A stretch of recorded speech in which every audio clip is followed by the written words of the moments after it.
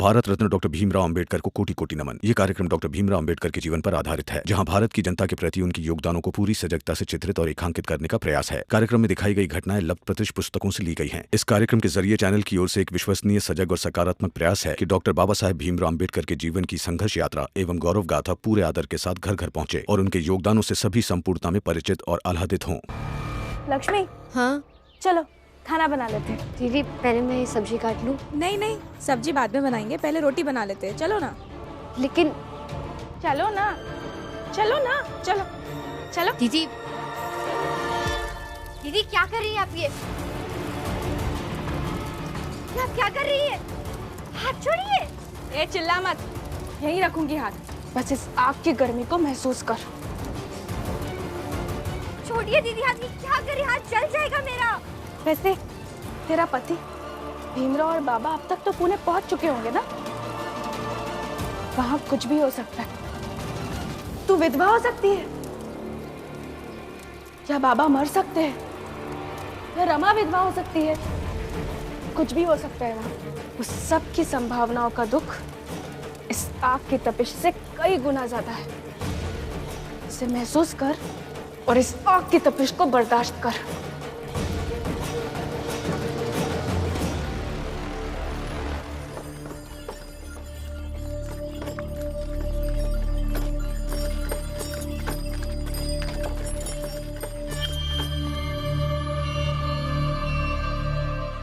वो देखो, आ गई बाप बेटों की तिकड़ी।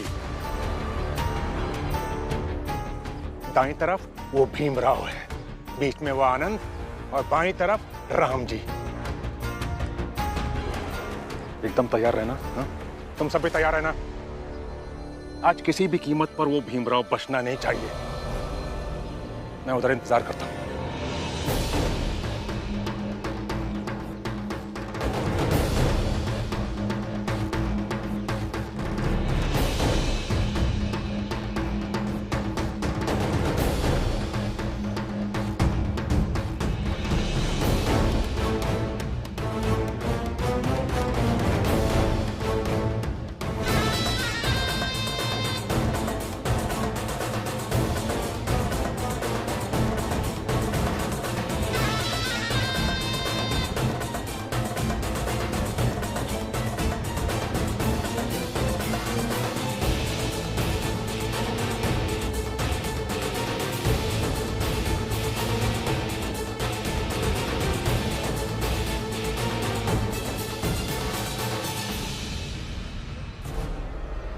रुको, मार डालेंगे सबको।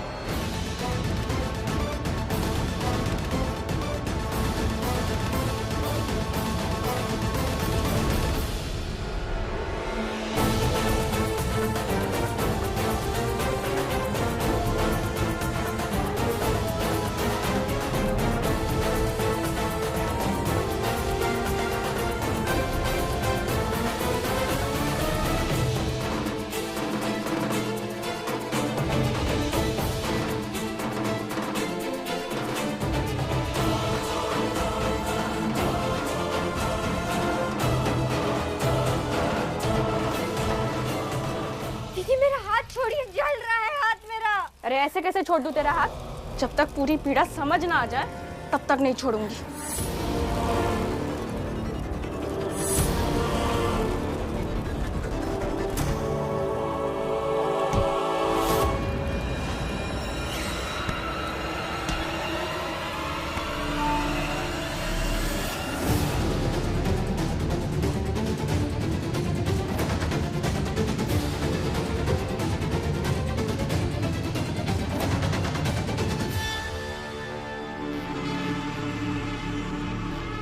धक्के का बदला धक्के से लेगी तू? मैंने इन्हें धक्का इसीलिए दिया क्योंकि ये जिद कर रही थी, और अगर ऐसा करेंगी तो मैं भी ऐसा ही करूंगी।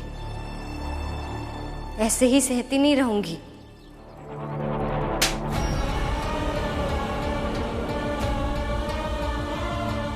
अपनी जेठानी से ऐसे बात नहीं करेगी तू। आप तो इनका पक्ष लेंगी ही। आप तो हमेशा से पक्षपाती है। आपको सही या गलत से क्या फर्क पड़ता है? सास से भी ऐसी बात नहीं करेगी।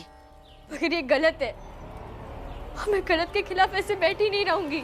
अच्छा, लेकिन बाबा, भीम भाऊ और तेरे पति तो है नहीं, तो फिर इंसाफ किससे मांगेगी? पाला भैया है ना।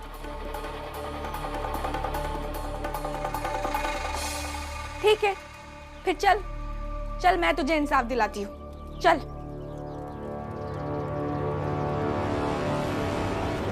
मार डालेंगे? लेकिन हमने किया क्या है? और आप लोग हैं कौन? हम तो आपको जानते भी नहीं हैं। लेकिन हम तुम्हें अच्छी तरीके से जानते हैं। तुम यहाँ पूरन का केस खुलवाने आए हो ताकि हम सबको सजा दिलवा सको। क्यों, आपने कुछ किया है क्या? अगर आपने कुछ किया नहीं है तो चिंता क्यों कर रहे हैं सजा की? डर क्यों रहे हैं? डरने की जरूरत नहीं है। लेकिन हाँ, अगर आपने कुछ किया होगा तो हम भी आपको छोड़ेंगे नहीं। क्या कर लोगे तुम?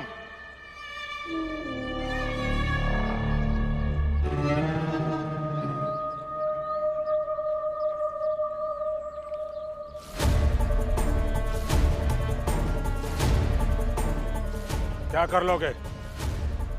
तुम सबकी नजरों में ऊंची जात वाले सही हैं या गलत, इससे हमें कुछ फर्क नहीं पड़ता। ऊंची जात के लोग हर हाल में, हर स्थिति में सही होते हैं, फिर चाहे वो मुंबई के ऊंची जात के लोग हों या पूना के। एक ही बार कहेंगे तुम लोगों से, या तो वापस लौट जाओ या फिर मरने के लिए तैयार हो जाओ। नहीं, चाहे जो हो जाए वापस लौट कर तो नहीं जाएंगे। तो फिर मरने के लिए तैयार हो जाओ। मारो इसे। रुक जाइए।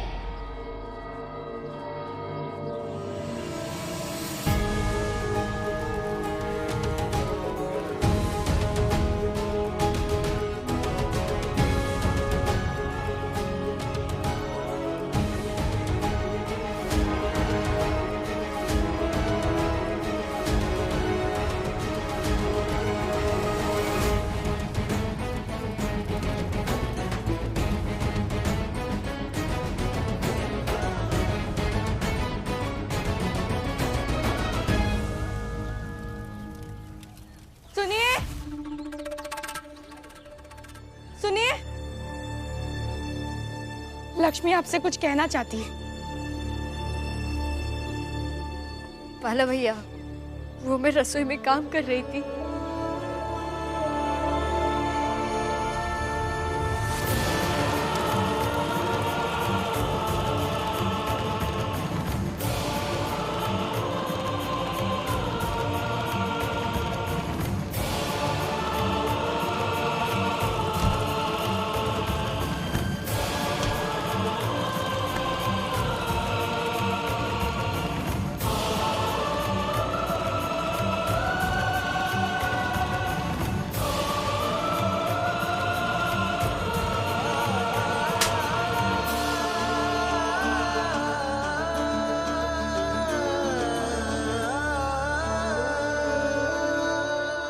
करुणा? नहीं, इसने जो जो कहा सब उसका उल्टा हुआ है। ये मेरा हाथ पकड़कर चूल्हे में डालने लगी और कहने लगी कि इन्हीं हाथों से रोका है ना अपने पति को जाने से, कैसे रोक सकती हो? जब भीमराव के साथ बाबा और मेरे पति जा सकते हैं तो तुम अपने पति को कैसे रोक सकती हो? नहीं वाला भैया, करुणा दीदी झूठ कह रही है। झूठ? अब क्या कहूँ बेटा तुम्हें? इसने तो मुझे थप्पड़ भी मारा।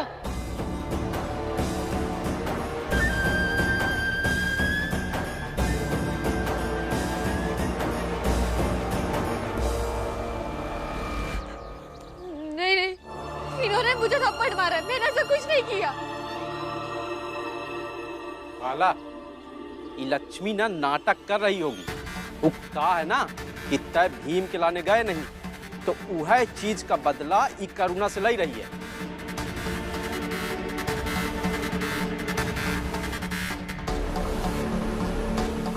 हम सबसे भी लक्ष्मी अच्छे से बात क्यों नहीं करती है?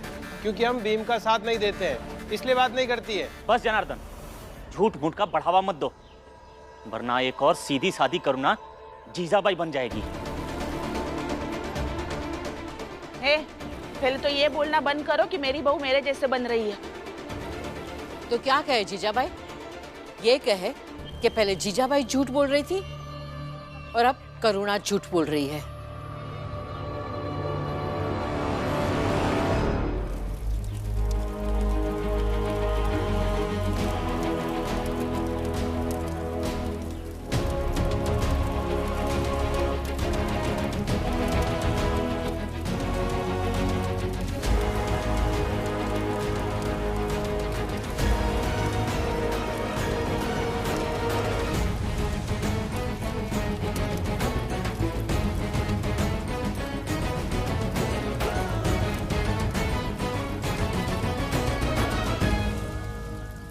आप लोग कुछ नहीं बिगाड़ सकते हैं इनका।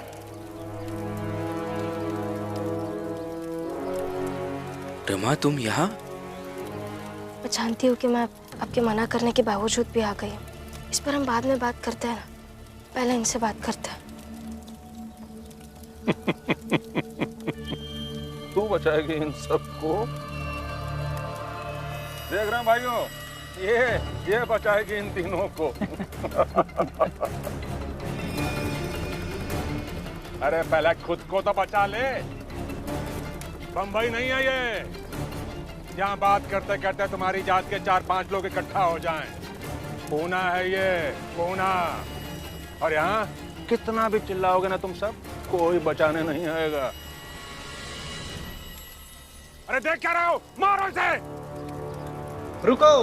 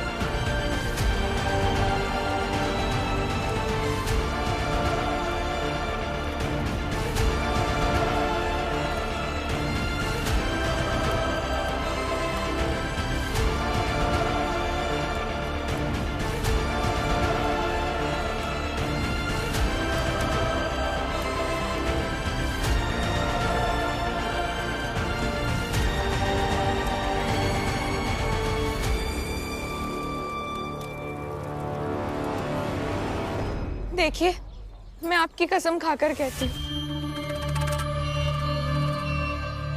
हम दोनों के रिश्ते की कसम खाकर कह रही हूँ। मैं झूठ नहीं बोल रही हूँ, मैंने कुछ नहीं किया है, मैं सच बोल रही हूँ।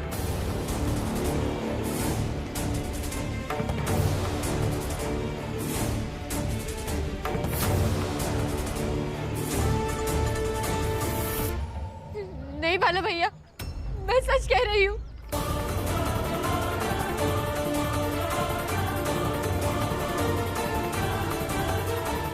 देखिए, आज आपको बताना होगा कि कौन सच बोल रहा है और कौन झूठ बोल रहा है।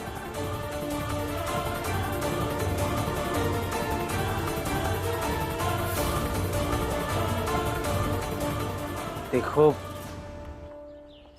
तुम दोनों आपस में लड़ना बंद करो और जाने दो जो हुआ है।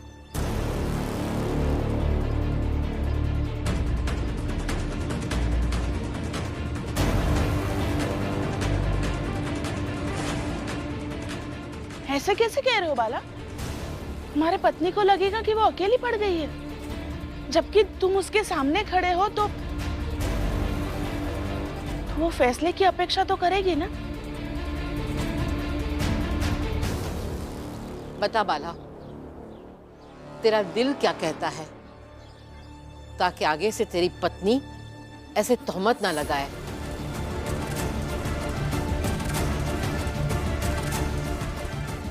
हाँ बाला, बोलो बाला, बोलो बाला, बोलो बाला, बोलो बाला, बोलो बाला, बोलो बाला, बोलो बाला। हाँ बाला, बोलो।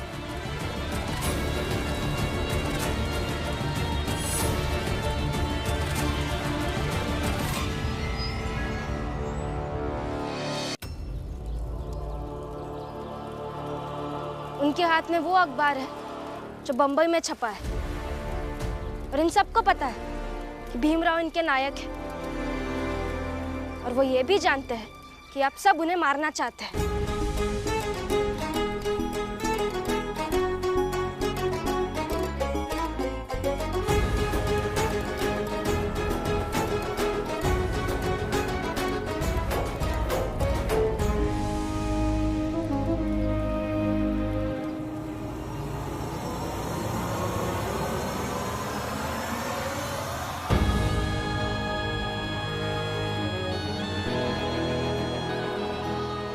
नहीं मार सकते हमारे भीमराव को।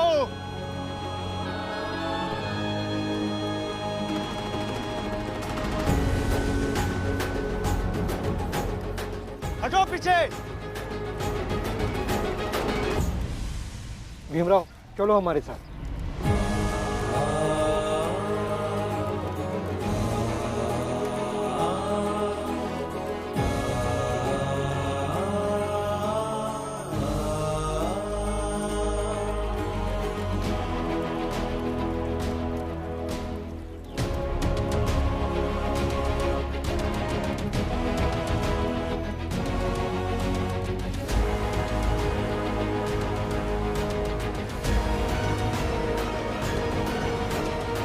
देख रहे हैं भाइयों, बंबई में हर बार यही होता रहता है।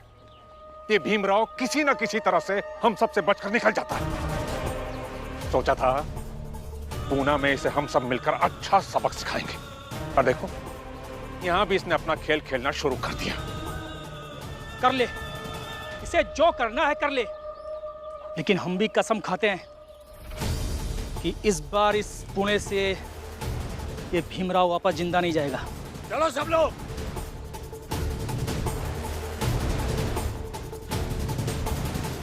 बहुत बड़ी बड़ी बातें करता है ना भीमराव। क्या पढ़ने के लिए विदेश जाऊंगा, ये करूंगा वो करूंगा, अरे कुछ नहीं कर पाएगा तू। मेघनाथ नाम है मेरा, यहीं पुणे में ही मरवा दूंगा तुझे। देखिए, मुझे लगता है कि करुणा कुछ भी कर सकती है, लेकिन मेरी झूठी कसम नहीं खा सकती।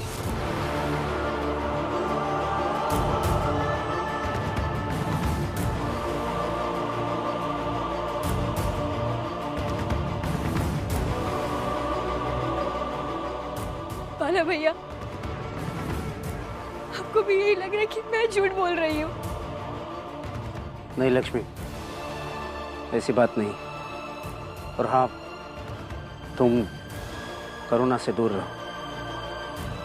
साथ में रहकर लड़ने से अच्छा है कि तुम दोनों एक दूसरे से दूर ही रहो। मैं सोच के आई थी कि मुझे अन्याय मिलेगा, मगर अब समझ में आ गया कि बाबा और भीम बाप के अलावा मुझे कोई न्याय नहीं दे सकता।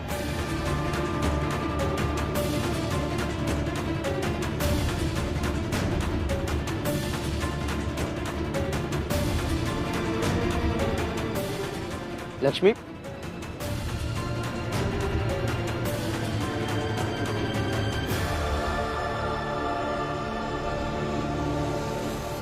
आपने मना किया था, लेकिन फिर भी मैं आई, क्योंकि मुझे लग ही रहा था कि मेघनाथ जी कुछ ना कुछ तो करेंगे।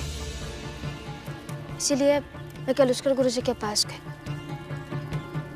और उनसे मैंने पुणे के स्टेशन के पास वाले उन बस्तियों के बारे में पूछा जो अपनी जात की थी, और गुरुजी ने यह अखबार भी खरीद कर दिया और कहा कि ये सबको देना, सबको आपकी फोटो दिखाना और बताना कि उसमें क्या लिखा है। और फिर ये सब इकट्ठा हो गया। आप सबका बहुत बहुत धन्यवाद। आपने बहुत कुछ किया हमारे लिए। मगर हम कहते हैं कि आप लौट जाइए, नहीं तो कोई नहीं बच पाएंगे। क्या? अरे कैसी बातें कर रहे हैं आप? पूरन काका को न्याय दिलाने के लिए हम ये लड़ाई लड़ रहे हैं, और फिर हमारे जात का भी तो। बात छोड़ो और चले जाओ।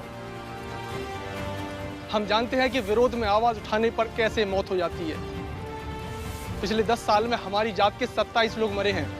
पूरन काका को मिलाकर 7 अलग अलग जेल में हैं। इसलिए हम नहीं चाहते कि आप सब लोग 28, 29, 30 और 31 नंबर बने।